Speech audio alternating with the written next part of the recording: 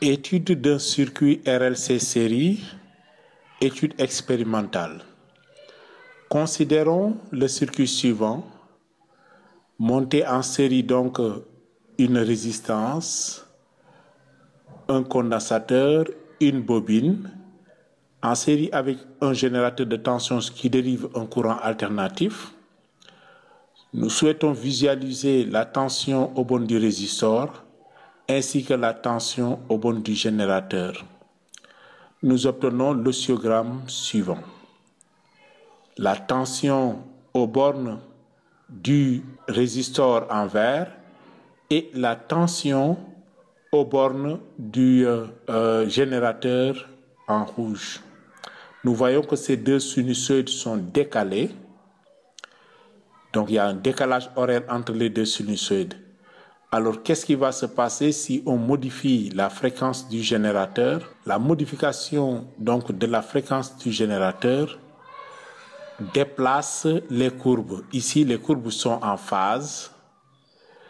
Et si on continue à modifier, on voit que la courbe verte passe devant, alors que initialement la courbe verte était vers l'arrière. Cela signifie que donc, la tension aux bornes du générateur peut être en avance, en retard ou bien en phase par rapport à celle de l'intensité. Alors comment, de façon théorique, allons-nous faire pour vérifier donc ces observations expérimentales? Nous allons faire l'étude théorique du circuit RLC série en établissant l'équation différentielle. Le circuit suivant considéré, nous pouvons appliquer la loi d'additivité des tensions et exprimer la tension UAB aux bornes du résistor comme étant RI. Or, I c'est égal D de Q sur D de T, donc ça devient R D de Q sur D de T. La tension UBC égale à moins E. Nous avons la résistance est nulle, égale à RL D de I sur D de T, égale à L D2 de Q sur DT2. La tension aux bornes du condensateur Q sur C.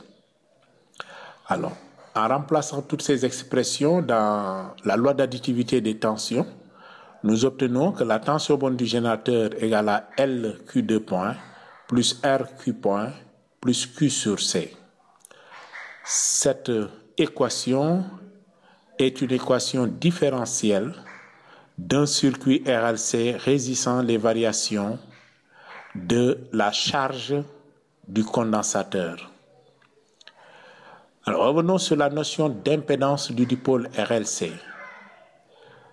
Puisque l'équation différentielle est la suivante, nous pouvons transformer cette équation différentielle en intensité, puisque I égale D de Q sur D de T. Nous pouvons obtenir que la tension borne du générateur est égale à LD de I sur D de T plus RI plus 1 sur C, primitive de ID de T. Alors, pour la résolution de cette équation, il nous faut proposer une solution. Nous considérons l'intensité du courant comme étant IM sinus oméga T, et donc la tension E de T comme étant UM sinus de oméga T plus phi. L'intensité du courant étant choisie comme étant la phase à l'origine, et donc les inconnus seraient ici la détermination de UM et de phi. L'expression de I remplacée dans l'équation différentielle nous donne pour D de I sur D de T, IM oméga cosinus de oméga T. Mais puisque l'intensité est une fonction sinusoïdale, il est préférable de transformer la fonction cosinus en sinus. Donc, ce qui donne IM oméga sinus de oméga T plus pi sur 2. Nous utilisons ici la relation cosinus de θ égale sinus de θ plus pi sur 2. La primitive de ID de T, c'est moins IM oméga cosinus de oméga T, qui par transformation en sinus aussi donne IM sur oméga sinus de oméga T moins pi sur 2, en vue de la formule trigonométrique sinus de θ moins pi sur 2 égale moins cosinus de θ. Remplaçons toutes ces expressions-là par leur valeur dans l'équation différentielle. Nous obtenons UM sinus de oméga t plus phi égale à LIM oméga sinus de oméga t plus pi sur 2 plus RIM sinus de oméga t plus IM sur C oméga sinus de oméga t moins pi sur 2. Cette équation différentielle résulte la détermination d'une fonction somme à partir de la somme de 3 fonctions sinusoïdales. Donc nous ferons appel à la représentation de Fresnel pour la résolution. Alors l'équation différentielle étant ainsi, on peut admettre cette résolution, ces vecteurs de Fresnel. On cherche le terme LIM oméga sinus oméga t plus pi sur 2 sera remplacé par, c'est le vecteur en rouge d'amplitude LI oméga et de phase à l'origine pi sur 2, donc perpendiculaire à l'origine des phases. Le vecteur RIM sinus oméga t, c'est un vecteur d'amplitude RIM de phase à l'origine 0, donc parallèle à l'axe des phases. Le vecteur, la fonction IM sur C oméga sinus oméga t moins pi sur 2 est remplacé par le vecteur dont l'amplitude est IM sur C oméga et la phase à l'origine moins pi sur 2. Donc c'est en bleu ici et la somme en orange c'est UM. Donc ici aussi nous considérons un triangle rectangle qui par le théorème de Pythagore permet de déterminer l'hypoténuse UM au carré égale à RIM au carré plus L oméga IM moins UM sur C oméga au carré.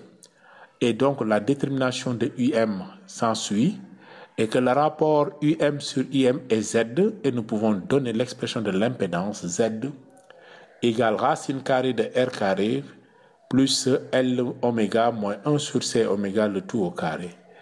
Donc, Z dépend de la pulsation du générateur et donc et aussi des paramètres R, L et C du dipôle. Alors, le terme 1 sur C, L oméga moins 1 sur C oméga est appelé la réactance du circuit, donc est appelée réactance du circuit RLC. Alors là, en ce qui concerne le déphasage, nous pouvons appliquer cosinus de phi égale à RIM sur UM, qui est R sur Z, et donc qui est une grandeur positive, ce qui montre que le cosinus de phi est positif, d'où le déphasage de la tension par rapport à l'intensité du courant est compris entre moins pi sur 2 et pi sur 2, puisque son cosinus est toujours positif. En ce qui concerne la tangente de phi, le côté opposé, donc cette portion-là, donc qui est la portion en rouge moins la portion en bleu, ce qui fait L oméga IM moins IM sur C oméga sur le côté adjacent RIM. Donc en simplifiant par IM, nous pouvons avoir L oméga moins 1 sur C oméga sur R et en transformant l'équation par la factorisation de L, au numérateur, nous pouvons avoir L sur R oméga carré moins oméga 0 sur oméga, où oméga 0 n'est rien d'autre que la pulsation propre du circuit vue dans les oscillations libres. Alors, nous devons remarquer que si L oméga est supérieur à 1 sur C oméga ou oméga supérieur à oméga 0, l'effet d'inductance l'emporte sur l'effet de capacité. Tangente de phi est positif, sinus de phi est positif, donc phi est positif. U est en avance de phi sur I. On dit que le circuit est inductif. Et nous obtenons la représentation de Fresnel suivante.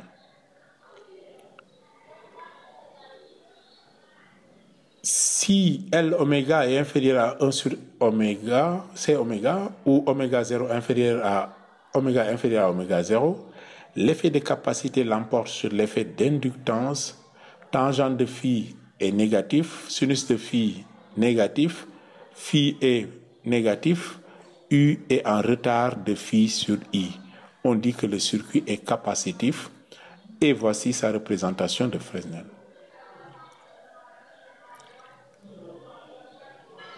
Si L oméga égale à 1 sur C oméga, ou oméga égale oméga 0, tangente phi est 0, sinus de phi égale 0. Donc phi égale à 0, U et I sont en phase, on dit que le circuit est résistif, c'est la résonance d'intensité. Et nous avons ainsi la représentation de Fresnel.